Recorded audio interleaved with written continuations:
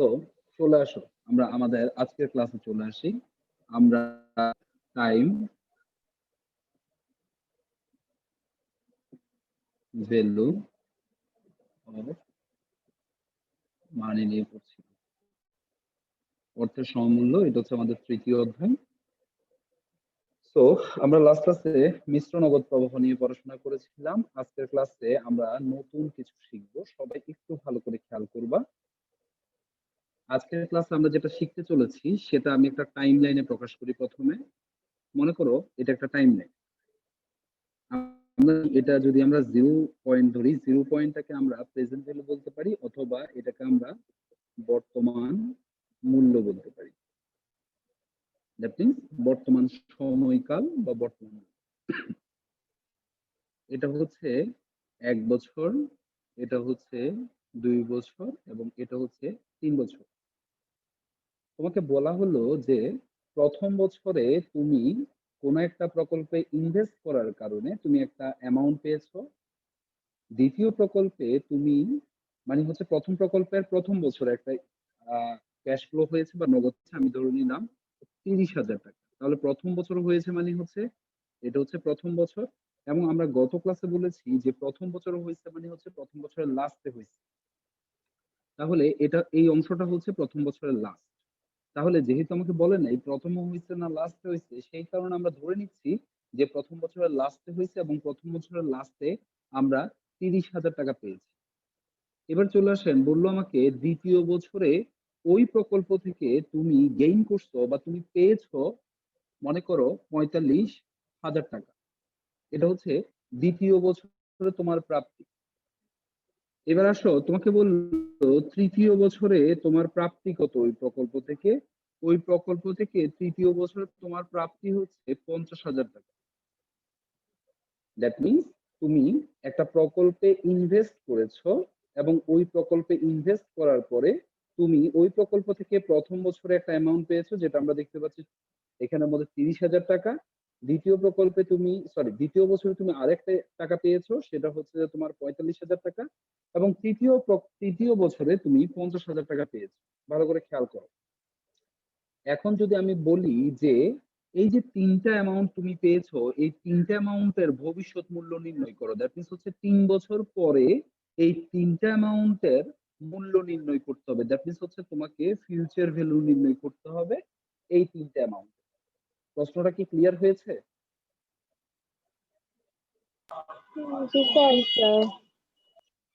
আচ্ছা, তাহলে আমরা জানি এই ধরনের কাজ যদি আমাকে করতে হয়, আমাকে প্রথমে যে জিনিসটা দিতে হবে সেটা হচ্ছে আমাকে সুদের হার অথবা বাট্টার হার দিতে হবে। সুদের হার আর বাট্টার হার আমি ধরে নিলাম আমাকে 10% দেওয়া হলো। এন এর মান কি দেয়া আছে নাকি নাই স্যার? স্যার আছে, দেয়া স্যার আছে। কয় বছর দেয়া আছে? কয় বছর দেয়া আছে? 3 বছর।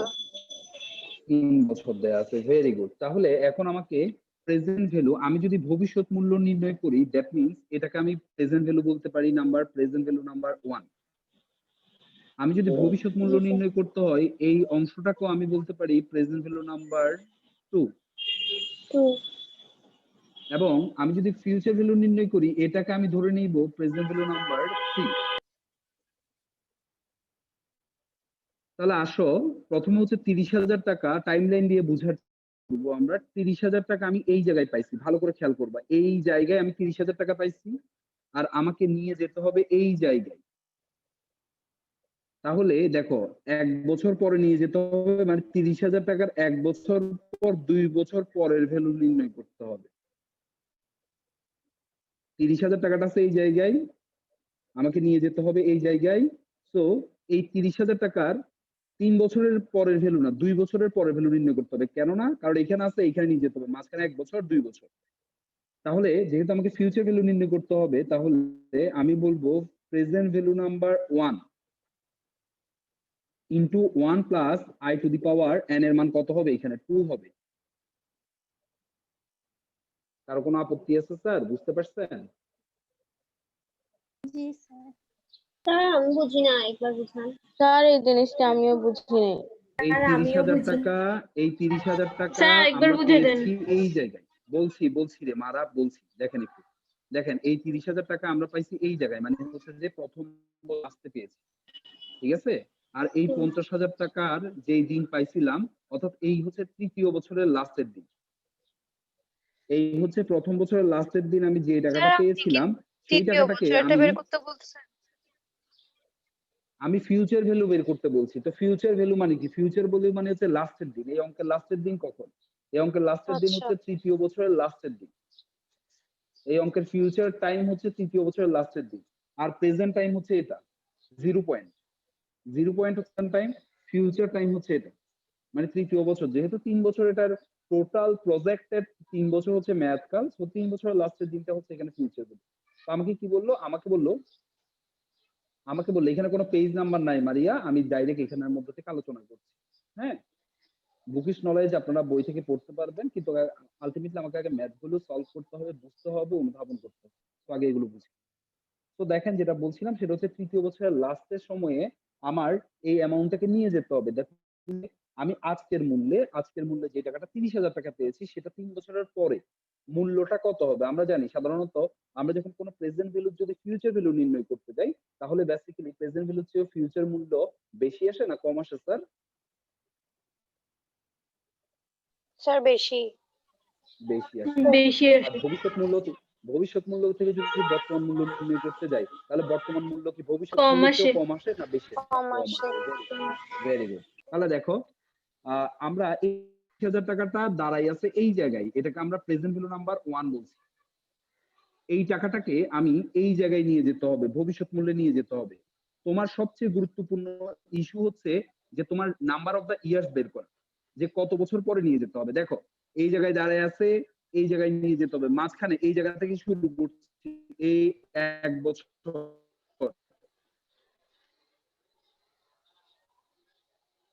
আবার এখান থেকে শুরু করে এই ২ বছর পরে নিয়ে গেলেই আমি কিন্তু ১,০০০ টাকার ২ বছর পরে, যদিও তুমি দেখতে পাচ্ছ স্যার এখানে তো বয়স ৩ মানে হচ্ছে বছর ৩, কেন কিন্তু ২ দেখাচ্ছেন কেন? এই ২ দেখাচ্ছি কেন? কারণ হচ্ছে আমি এটা ওইজন্য চিত্র এঁকে দেখাচ্ছি। কারণ এই জায়গায় যাতে তোমরা কনফিউজড না হও। ২ দেখাচ্ছি কারণ আমি চিত্র এঁকে দেখাচ্ছি। দেখো, আমি এই জায়গায় এটার কোনো কাজ নাই আমার। আমার টাকাটা আছে এই জায়গায়, আমাকে নিয়ে যেতে হবে এই জায়গায়। তাহলে আমি এখান থেকে শুরু করে ১ বছর পরে, ২ বছর পরে টাকাটা নিয়ে যাচ্ছি। তাহলে আল্টিমেটলি আমার এখানের মধ্যে টাইম দেখাচ্ছে 2। এবার চলে আসেন। তাহলে ৩০,০০০ টাকার ফিউচার ভ্যালু নির্ণয় করা হয়ে গেছে। এবার ৪৫,০০০ টাকার ফিউচার ভ্যালু নির্ণয় করব। তাহলে ৪৫,০০০ টাকা যদি ফিউচার ভ্যালু নির্ণয় করতে হয়, এই যে ৪৫,০০০ টাকা দাঁড়ায় আছে এই জায়গায়। দেখেন এই জায়গায় দাঁড়ায় আছে। তাহলে ৪৫,০০০ টাকা হচ্ছে প্রেজেন্ট ভ্যালু নাম্বার 2। তাহলে প্রেজেন্ট ভ্যালু নাম্বার 2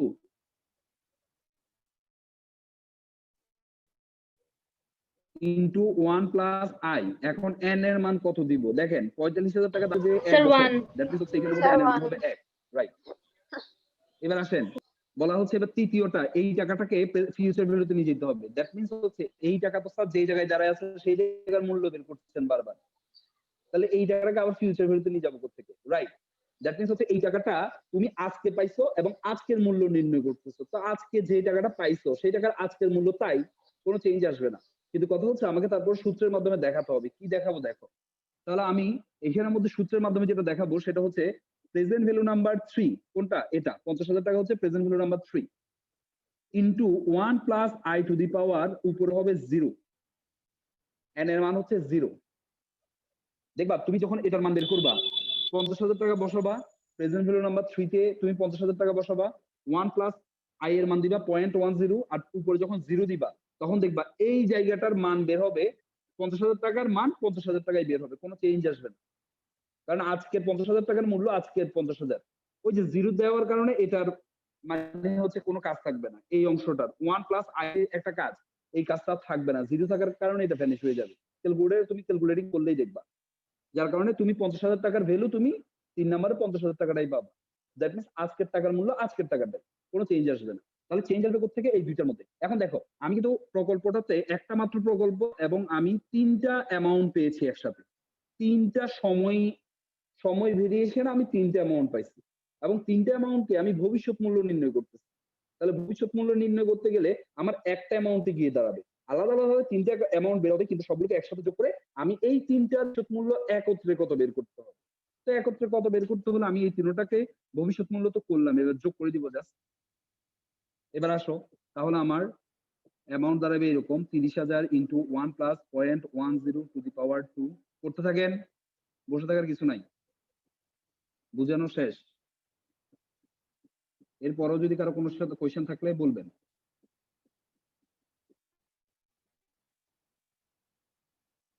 তিনোটার আলাদা আলাদা রেজাল্ট বের করবেন, প্রত্যেকটার আলাদা আলাদা রেজাল্ট বের করবেন। এটার একটা রেজাল্ট হবে, এটার একটা রেজাল্ট হবে, এটার একটা রেজাল্ট হবে, মাঝখানে প্লাস চিহ্ন দিবেন, স্যার তিনটার ফার্স্ট রেজাল্টে বসাবেন।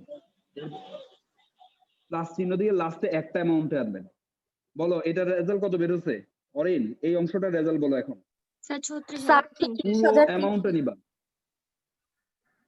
36,000, তারপর দশমিক কত? স্যার দশমিক আসে নাই। দশমিকের পরে কত?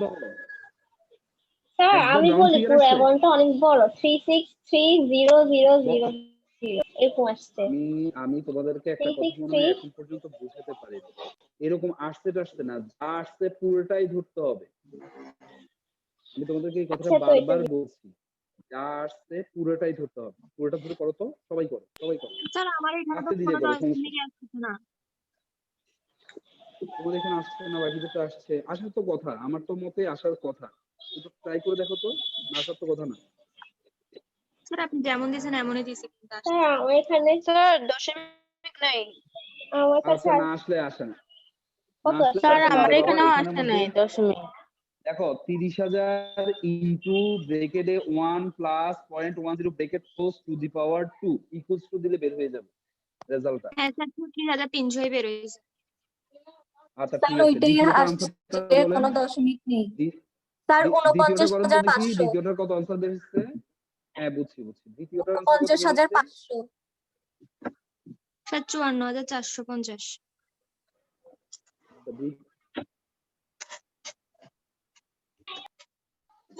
এরকম করলে কেমন হবে? একজন 49, একজন 54। স্যার আপনি নিজেই করেন স্যার, এক একজন এক একটা বলতেছে স্যার। আমার কাছে ডিভাইস নাই। স্যার ফোন দিয়ে করেন না, ফোন দিয়ে।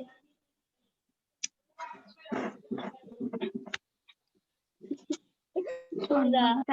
কোন তো ওই যে তোমাদেরকে ভিডিও করতেছি।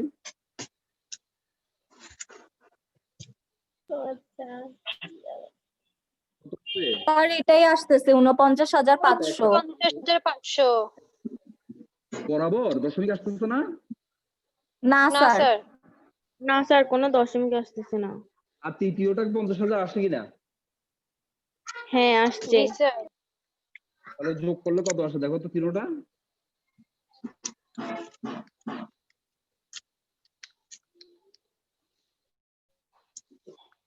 এক লাখ 35,800। এই অ্যামাউন্টটা কার আসে নাই বলেন একটু। স্যার আসছে। স্যার আসছে। স্যার আসছে। স্যার স্যার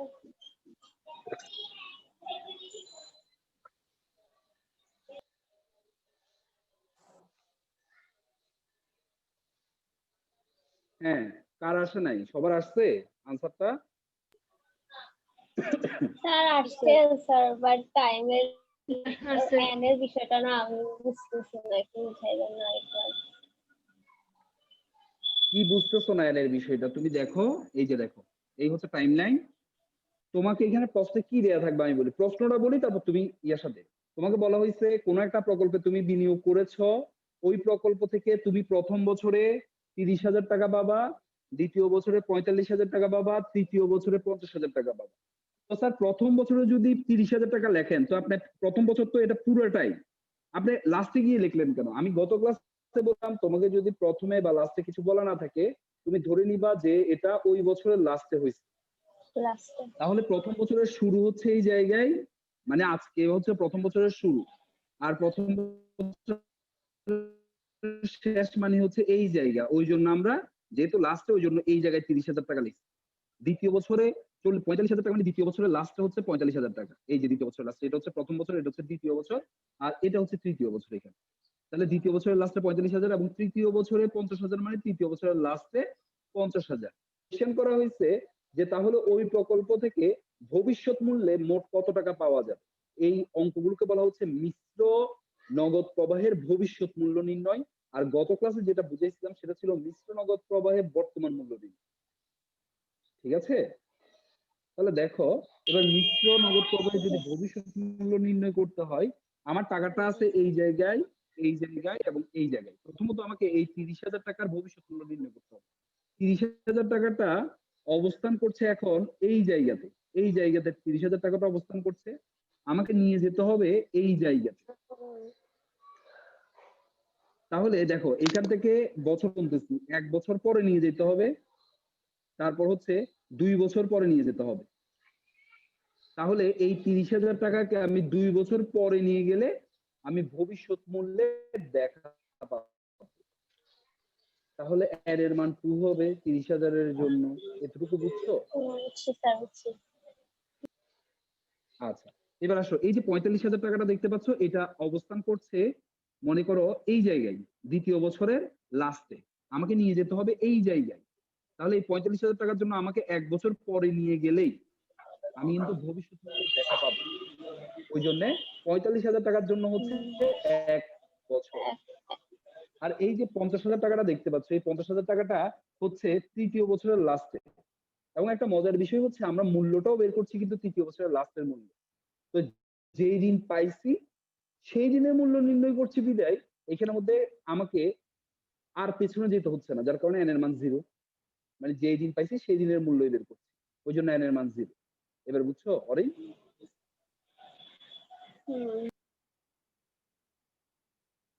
বুঝছো কি না? জি স্যার, বুঝছি তো, বুঝতে হবে। আচ্ছা, ওকে। কারো কোনো প্রশ্ন আছে এই জায়গায়? না স্যার। না স্যার। মাথা ঠিক আছে? মাথা কাজ করতেছে? জি জি স্যার। স্যার। জি স্যার। আগামীকাল থেকে আমার ক্লাস করার আগে খেয়ে দিয়ে তারপর বসবা, ঠিক আছে? তাহলে মাথার উপরে স্যার একটা আজকে বড় আপনারটা করে ফার্স্ট পিণ্ড দিয়ে তারপর ক্লাস, বসবা। মাথা ঠিক আছে। আচ্ছা, না ফার্স্ট ক্লাস হোক আর লাস্ট ক্লাস হোক, স্যার হ্যাঁ? আজকে আপনার বিষয়টা ক্লাস আগে হচ্ছে যে খাওয়া গেছে। আজকে আমার ক্লাসের আগে খাওয়া আজকে গেছে। খাওয়া দাওয়া করে বসছি স্যার। আচ্ছা আচ্ছা, হ্যাঁ হ্যাঁ, প্রতিদিন এটা জি করবা, স্যার, আজকে হ্যাঁ খাওয়া এটা দাওয়া করে প্রতিদিন বসছি।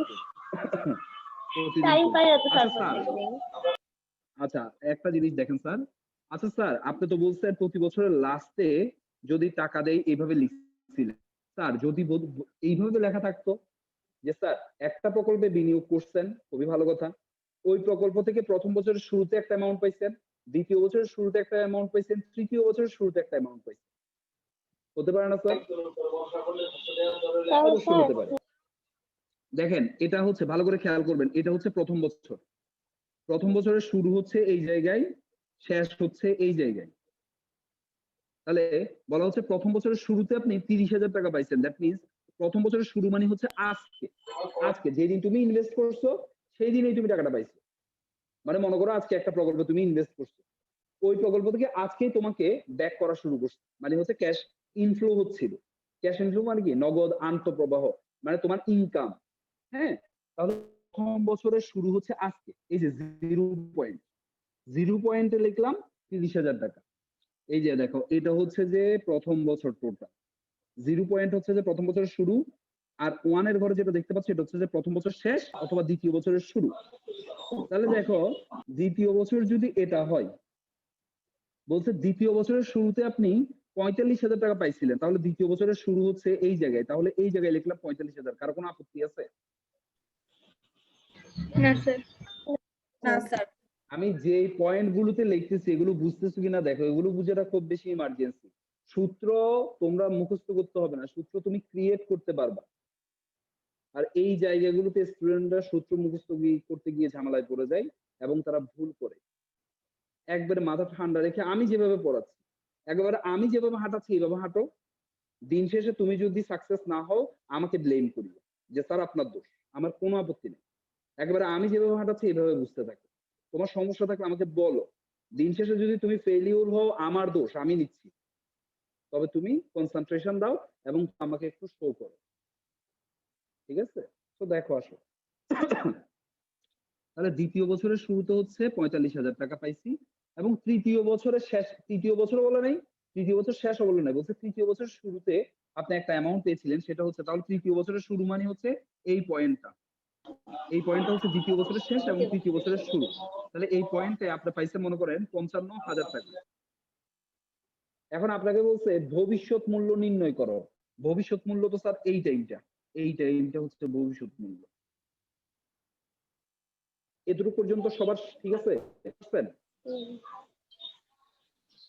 জি স্যার। আসেন, এটাকে আমরা প্রেজেন্ট ভ্যালু নাম্বার 1 বললাম, যেহেতু আমাদেরকে ফিউচার ভ্যালু বের করতে হবে। ফিউচার ভ্যালু বের করতে হবে কয় বছরের? 3 বছরের ফিউচার ভ্যালু বের করতে হবে। তাহলে এটাকে প্রেজেন্ট ভ্যালু 1 বললাম, এটাকে প্রেজেন্ট ভ্যালু 2 বললাম এবং এটাকে প্রেজেন্ট ভ্যালু 3 বললাম। আমাকে ফিউচার ভ্যালু নির্ণয় করতে হচ্ছে। তাহলে আসেন, যদি আমরা ফিউচার ভ্যালু নির্ণয় করতে হয়, আমরা ফিউচার ভ্যালু সূত্র লিখি। প্রথমটা হচ্ছে প্রেজেন্ট, এটার ফিউচার ভ্যালু বের করি আগে। Present value number 1 divided by 1 plus i to the power n এর মান বসাতে হবে। দেখেন তো এই টাকাটা কোথায় আছে, একটু দেখেন তো। এই টাকাটা আছে এই জায়গায়, ভালো করে খেয়াল করেন। এই টাকাটা আছে এই জায়গায়, মানে 0 পয়েন্ট আছে। আমাকে নিয়ে যেতে হবে এই জায়গায়, মানে ফিউচার ভ্যালুতে নিয়ে যেতে হবে। তাহলে মাঝখানে কয় বছর আছে দেখেন, এই 0 থেকে 1 পর্যন্ত 1 বছর, স্যার 3। 1 থেকে আবার 2 পর্যন্ত 2 বছর, 3 বছর। দ্যাট মিন্স হচ্ছে এখানের মধ্যে 3 হবে। আগেরটার ক্ষেত্রে কিন্তু 2 লিখছিলাম, প্রথমটার জন্য 2 লিখছিলাম, এটার ক্ষেত্রে আবার 3 লিখছি। আমি কিন্তু এটা তো মুখস্থ শেষ। করে বা আকাশ থেকে আনি নাই, বা আমার মামার বাড়ি থেকেও কোনো কিন্তু মান আনি নাই, অঙ্কের মামার বাড়ি থেকে। আর সেটা আপনাদের সামনে শো করলাম। বুঝা যাচ্ছে? জি স্যার। জি স্যার। তাহলে প্রথম যে ক্যাশ ইনফ্লোটা আছে আমাদের 30,000 টাকা, সেটার ফিউচার ভ্যালু নির্ণয় করা শেষ। এবার চলে আসি আমরা দ্বিতীয় ক্যাশ ফ্লোর জায়গায় আসি। দ্বিতীয় ক্যাশ ফ্লো হচ্ছে যে এটা দাঁড়ায় আছে এই জায়গায়, নিয়ে যেতে হবে এই জায়গায়।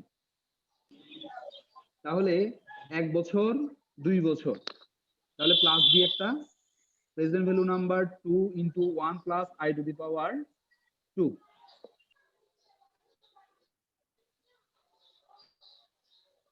তাহলে দ্বিতীয়টার ফিউচার ভ্যালু নির্ণয় করা হয়ে গেল।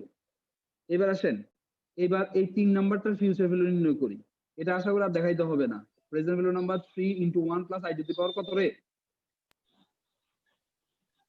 1। 1 এই 0 কে বলছে, দেখেন এটা আছে এই জায়গায়, নিয়ে যেতে হবে এই জায়গায়। দ্যাট মিন্স হচ্ছে 1 বছর মাঝখানে। আমার ক্লাসে মনোযোগ না দিলে তুমি ঠকবা, বারবার বলছি ঠকবা। আমার কিচ্ছু করার নাই, কারণ হচ্ছে দিন শেষে জানি আমি তোমাদেরকে বোঝানোর চেষ্টা করতেছি, কিন্তু তুমি যদি না বোঝার চেষ্টা করো তাহলে আমি কিন্তু তোমাকে বোঝাতে সক্ষম হব না। ঘোড়াকে জোর করে পানিতে নামানো যায়, কিন্তু জোর করে পানি খাওয়ানো যায় না। এটা কিন্তু মাথায় রাখবা।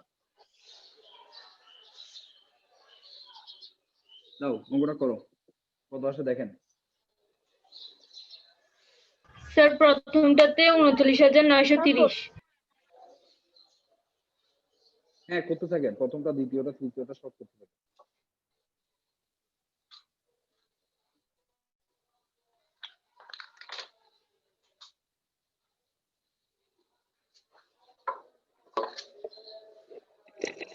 পুরো অ্যামাউন্টটা নিবা, দশমিকের পরে যা যা আছে সব নিয়ে ফেলবা।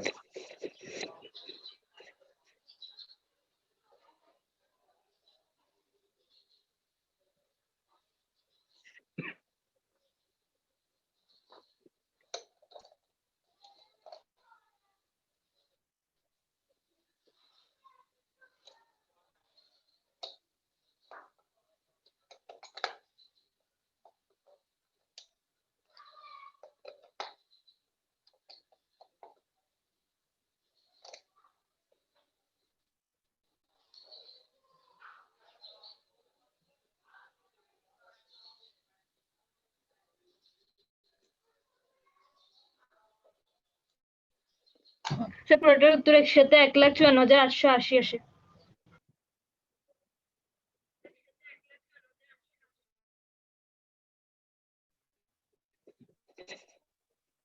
স্যার।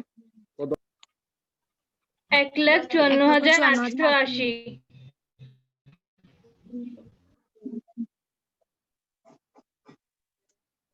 আরেকবার 1,54,880। 880।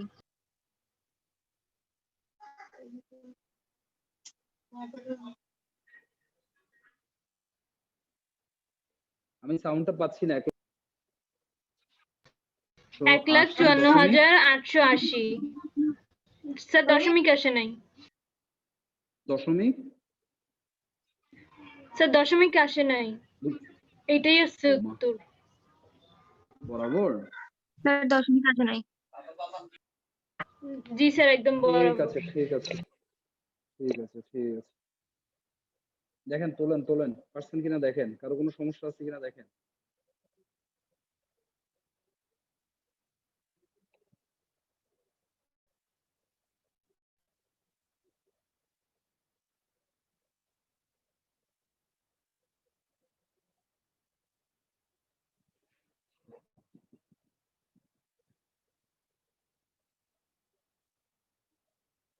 করছো সবাই?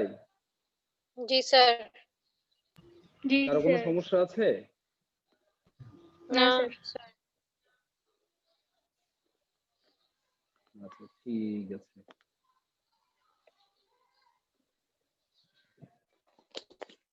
তাহলে আমরা আজকে ফিউচার ভ্যালু শিখলাম, তাই তো? এবং ফিউচার ভ্যালুর ক্ষেত্রে আমরা দেখলাম যে বছরের শুরুতে হলে আমরা কিভাবে ফিউচার ভ্যালু বের করব, আবার বছরের শেষে হলে কিভাবে ফিউচার ভ্যালু বের করব। তাহলে দেখতে পেলাম যে প্রথমে বছরের শুরুতে হোক আর শেষে হোক, এখানে মধ্যে এন এর মানের একটা চেঞ্জ আসে। আবার গত ক্লাসে আমরা যেটা পড়ছিলাম সেটা হচ্ছে ফিউচার ভ্যালু থেকে বর্তমান মূল্য নির্ণয় করা শিখছিলাম। দেখো আরেকবার রিভিউ করছি আমি।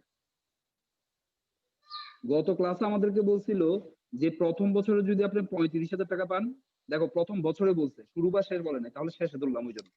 দ্বিতীয় বছরে যদি আপনি 45,000 টাকা পান এবং তৃতীয় বছরে যদি আপনি 60,000 টাকা পান, তাহলে সেই ক্ষেত্রে আজকের মূল্য কত, প্রেজেন্ট ভ্যালু কত। গত ক্লাসে এটা শিখছিলাম, মানে হচ্ছে মিশ্র নগদ প্রবাহের বর্তমান মূল্য নির্ণয়। এতক্ষণ আমরা যা পড়ছিলাম সেটা ছিল মিশ্র নগদ প্রবাহের ভবিষ্যৎ মূল্য নির্ণয় পড়েছিলাম, এবং সেই ক্ষেত্রে দেখছিলাম যে ক্যাশ ইনফ্লো গুলো বছরের শুরুতেও আসতে পারে শেষেও আসতে পারে। তখন আমরা কিভাবে এন এর মানগুলো ডিফারেন্ট ওয়েতে আমরা ক্যালকুলেট করব। ঠিক একইভাবে আমাকে যদি বর্তমান মানে হচ্ছে যে আমাকে বর্তমান মূল্য নির্ণয় করতে বলছে, যদি বর্তমান মূল্য নির্ণয় করতে বলে, মানে তোমাকে প্রেজেন্ট ভ্যালু নির্ণয় করতে বলা মানে হচ্ছে এগুলো হচ্ছে তোমার future value. Future value number 1, future value number 2 এবং ফিউচার ভ্যালু নাম্বার 3। যদি এরকম হয় তাহলে স্যার প্রেজেন্ট ভ্যালুর সূত্রটা আপনি কিভাবে লিখবেন? দেখেন মিলতেছে কিনা দেখেন আপনাদের কনসেপ্টের সাথে। তাহলে প্রথমটা যদি আমি প্রেজেন্ট ভ্যালু বের করতে যাই, future value number 1 into 1 plus i to the power n এর মান কত লিখবো বলেন তো? 35,000 টাকার জন্য 2 স্যার 1। বুঝি নাই? 2 1। Very good. এই যে দেখো এই জায়গায় আসি আমি, আমাকে এই জায়গায় আসতে হবে প্রেজেন্ট ভ্যালুতে, দ্যাট মিন্স 1। এবার আসো দ্বিতীয় যদি বের করি, future value number 2 divided by 1 plus i to the power n এর মান কত? 2 2 ভেরি গুড, 2। কিভাবে বের করলাম? আমি দাঁড়ায় আছি এই জায়গায়, আমাকে আসতে হবে এই জায়গায়, তাহলে হচ্ছে 1 বছর 2 বছর আগে আসতে হবে। তাহলে তৃতীয়টার জন্য হচ্ছে future value number 3 divided by 1 plus i to the power 3। এভাবে 2টা থাকতে পারে, 5টা থাকতে পারে, 10টা থাকতে পারে, সমস্যা নাই, আমরা স্যার এইভাবে লিখে যাব। ফিউচার ভ্যালু 3 দুইবার লিখে ফেলছেন, মাঝখানেটা 2 এর জায়গায় 3 লিখে ফেলছেন।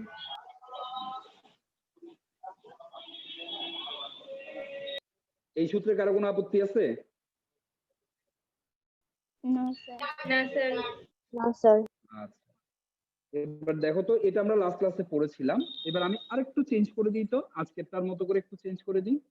চেঞ্জ করে দিয়ে যদি আমি বলি যে ঘটনাটা ছিল এইরকম যে এটা হচ্ছে 0 পয়েন্ট, এটা হচ্ছে 1, এটা হচ্ছে 2 এবং এটা হচ্ছে 3। Very good. আপনি এমন একটা প্রকল্পে ইনভেস্ট করতে যাচ্ছেন যেখান থেকে আপনি প্রথম বছরের শুরুতে টাকা পাইছেন কত? 35,000 টাকা। প্রথম বছরের শুরুতে, তাহলে ঠিক জায়গায় লিখতে পারছি? জি স্যার। জি স্যার। দ্বিতীয় বছরের শুরুতে আপনি 50,000 টাকা পাইছেন, ঠিক জায়গায় লিখছি কিনা দেখেন তো? দ্বিতীয় বছরের শুরু জি স্যার। জি স্যার। এবং তৃতীয় বছরের শুরুতে আপনি ৭৫,০০০ টাকা পাইছেন। ঠিক জায়গায় লিখছি কিনা দেখো তো। জি স্যার। এবার আপনাকে বলছেন তাহলে বর্তমান মূল্য কত? ডাক্তার ঠিক জায়গায় পড়ছে বর্তমান মূল্য? জি স্যার। জি জি স্যার। তাহলে এটাকে স্যার। আমরা যেহেতু বর্তমান মূল্য নির্ণয় করতে বলছে, তাহলে আমি বর্তমান মূল্য নির্ণয় করব। আমাকে যেগুলো দেয়া আছে সেগুলো হচ্ছে ফিউচার ভ্যালু। আমাকে যেগুলো দেয়া আছে সেগুলো হচ্ছে ফিউচার। আসেন বর্তমান মূল্য নির্ণয় করার সূত্র আমি এভাবে লিখি। Future value number 1 plus i to the power প্রথমটার জন্য ফিউচার ভ্যালু নাম্বার 1 এর জন্য আমি আবারও বলছি ফিউচার ভ্যালু নাম্বার 1 এর জন্য ভালো করে বুঝে আনসার দাও, তাড়াহুড়ো করার দরকার নেই। ফিউচার ভ্যালু নাম্বার 1 এর জন্য আমি বর্তমান মূল্য নির্ণয় করব। n এর মান কত হবে? 0 আনসার বুঝে 3 শুনে দাও। Very good. 0 এই মাইট দিব 0 কেন? কারণ হচ্ছে আমি আজকে টাকাটা পাচ্ছি, দেখো ৩৫,০০০ টাকা আজকে পাচ্ছি, আবার আমি আজকের মূল্য বের করছি, তাহলে অবশ্যই 0 হবে। এবার আসো দ্বিতীয়টার জন্য। দ্বিতীয়টার জন্য হচ্ছে future value number 2 divided by 1 plus i to the power n এর মান কত হবে? 1 1। এই তো লক্ষ্মী মেয়েগুলো। Future value number 3 1 plus i to the power কত হবে? 2 ভেরি গুড। ম্যাচিউর টাইম কিন্তু 3 বছর, কিন্তু আমরা একবারও ওই দিকে তাকাই নাই। আমরা তাকাইছি আমাদের মূল বেসিক কনসেপ্টের দিকে। আমাদের বেসিক কি বলে, আমাদের লজিক কি বলে, ওই লজিকের উপর ভিত্তি করে কিন্তু আমরা এখন মানে হচ্ছে যে সূত্রগুলো করছি। এবং এই সূত্রগুলো করার সময় আমরা কিন্তু সূত্র মুখস্থ করার চেষ্টা করি না। আমরা চেষ্টা করছি আমাদের বেসিক সূত্র আছে present value equals to future value divided by 1 plus i to the power n, আর আমাদের বেসিক সূত্র আছে future value equals to present value into 1 plus i to the power n। কিন্তু ওই সূত্রগুলো অ্যাপ্লাই করে কিভাবে আমি আমার n এর যে প্রবলেম গুলো আছে n বছরের যে প্রবলেম গুলো আছে মিশ্র নগদ প্রবাহতে, এইগুলো আমরা বুঝতে পারি। এই যে তোমরা আজকের ক্লাসে যেটা শিখলা, ঠিক আছে, এই জিনিসটা শিখতে অনেক স্টুডেন্ট মাসকে মাস কাটায় ফেলে, কিন্তু তার কনসেপ্ট ক্লিয়ার হয় না। কিন্তু তোমরা আজকে কনসেন্ট্রেশন দেওয়ার কারণে কিন্তু জিনিসটা শিখে ফেললা, এবং আমি বিশ্বাস করি প্রত্যেকটা স্টুডেন্ট এই জিনিসটা বুঝতে পারছে।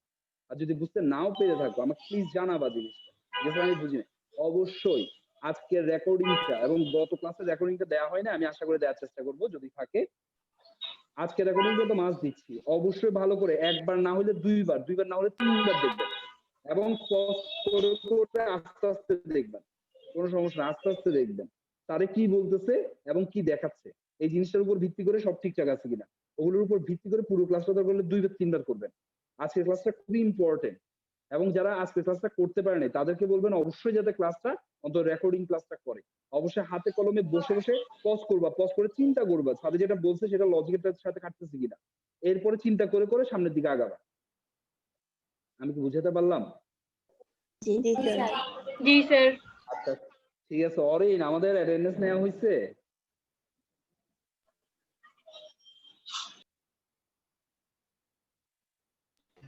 স্যার আমি স্ক্রিনশট নিয়ে রাখছি।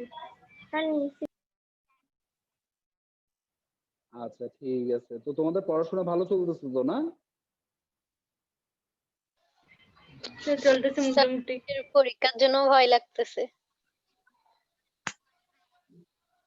ও হ্যাঁ, আজকে তো ফিনান্স পরীক্ষা সন্ধ্যায়। হ্যাঁ, আমি প্রশ্ন যদিও কিছুক্ষণ আগে রেডি করছি। হ্যাঁ স্যার প্রশ্ন সহজ, অত কঠিন কিছু করিনি। স্যার আইনগুলা মানে পড়া একটু টাফ হচ্ছে, লাস্টের দিকের আইনগুলা।